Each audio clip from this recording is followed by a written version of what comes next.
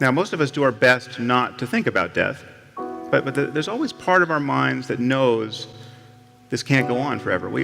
Part of us always knows that we're just a doctor's visit away or a phone call away from being starkly reminded with the fact of our own mortality, or of those closest to us. You must know how uncanny it is to suddenly be thrown out of the normal course of your life and just be given the full-time job of not dying or caring for someone who is.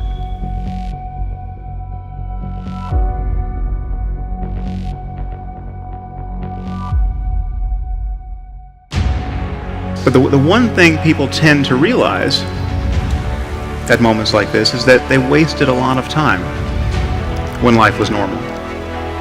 Okay, it's not just what they did with their time. It's not just that they spend too much time working or compulsively checking email. It's that they cared about the wrong things. They regret what they cared about. Their attention was bound up in petty concerns. Okay, year after year, when life was normal. We all know this epiphany is coming. Don't you know this is coming? Don't you know that there's going to come a day when you'll be sick or someone close to you will die, and you'll look back on the kinds of things that captured your attention, and you'll think, what was I doing? You know this, and yet if you're like most people, you'll spend most of your time in life tacitly presuming you'll live forever. I think if you know what you're supposed to do, deep down inside, I think everybody does. And a lot of people just don't go after it, you know. And like most people start out, they say, I want to be a this, but I'm going to get that to make sure I have something to fall back on. Yeah. And what you're doing is you're setting yourself up for failure, because you're going, there's a possibility that I'm going to fall back. And when you put that out there, then you fall back. But if you just say, hey, this is what I want to do, and you go do it, you usually get your stuff the way you want it, man. I guess it comes down to a simple choice, really. Get busy living, or get busy dying.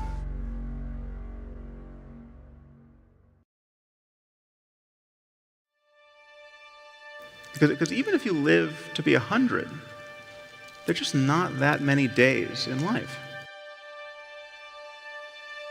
Way too many people in this room are going to spend the next 30, 40 years of their lives trying to check the boxes of the things that they're not as good at, and that you're going to waste a load of time and lose.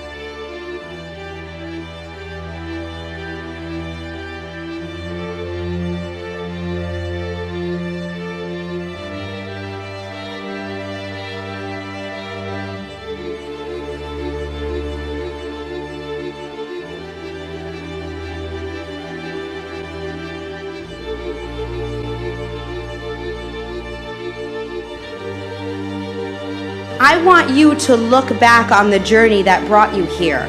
What moments challenged you most? When were you asked to step outside of your familiar territory in order to rise to the occasion of your potential?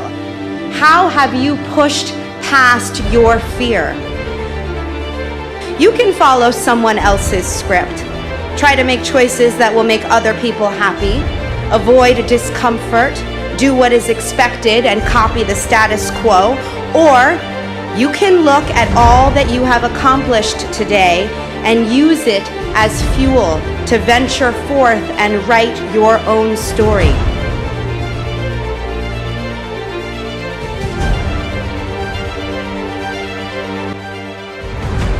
If you do, amazing things will take shape.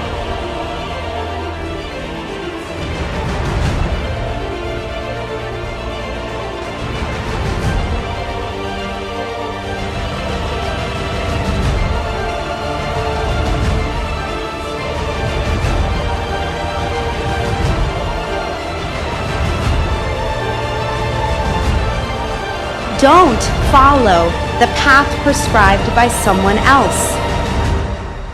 Don't give in to fear. Continue to define your unique path.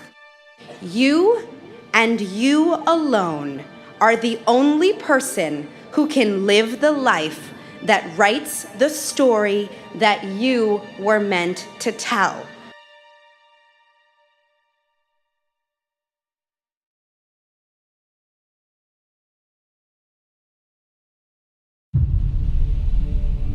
You don't get this far. You don't get to this point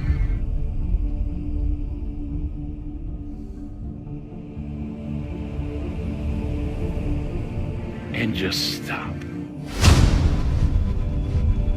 You are heroes who have faced fears and taken risks and forged ahead to conquer one of the most important chapters of your life.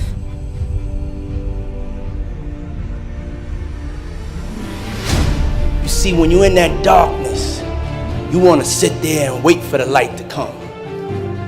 When you're in that darkness, it feels uncomfortable.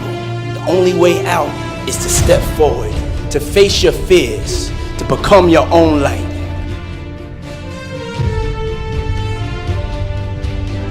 I want you to be fearless. I want you to be decisive. I want you to make a decision right now that when you fail and you fall to your knees, I want you to remember the power of you, and I want you to get back up on your feet. Make a decision today that when you're in the darkness, you'll remember the power of you.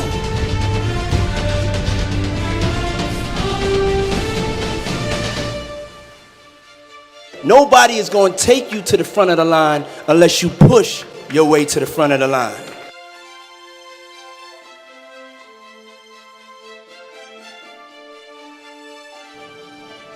But I want to ask you a real question. Do you know how powerful you are? I had to make a decision. I had to decide to become my own light. I had to believe in myself like never before. But I didn't care because it was like I still got to do what I love. That's the thing, is that people think, was it a struggle? It's like, well, no, because, you know, I loved it too much. I still got to go skate. And I had time to skate. I didn't have to go sit behind a computer for 8 hours and then hope I get time to skate. But I hope that they're not afraid to try something different, because you can't listen to the haters. That's my best advice to anyone. If I had listened to the haters, I would have quit a long time ago. I would have quit when I was 11 years old. That there are people with incredible talent and no motivation. And then there are other people that are willing to work their ass off who don't have a natural ability, but will become successful because they're so determined.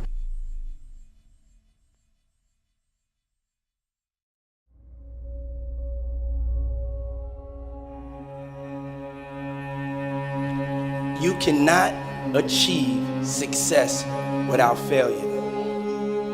You're convinced that you're going to fail or fall or get hurt, that will come to fruition because that's what you're visualizing.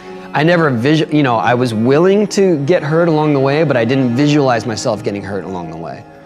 And I think that's what stops a lot of people, and that's really what separates a lot of people from being world champions or from being as good as they can, because they stop at some point saying, oh no, I am not capable of this, or I'll probably get hurt doing this.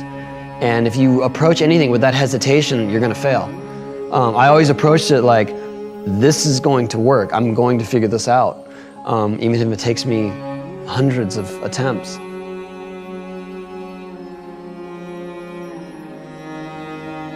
Is this what you dreamt? I didn't dream any of this. None of this was possible or even considered a reality when I was a kid. You know, when I started skating, like, the best you could hope for was your picture in a magazine, maybe a pro board, maybe, and free gear. That's it. And then once you reach an age of responsibility, and I'm talking about when I was like 12. Once you reach an age of responsibility, say 18, your career is over, because you can't make money doing it. You can't do it into your adult life.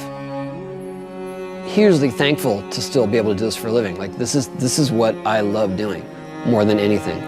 And I would do it for free. Like, any day of the week. living the dream, I'm not talking about financial success. I'm talking about loving what you do. You know, if you love art and you do art and maybe you get a little bit of success at it, you're living the dream.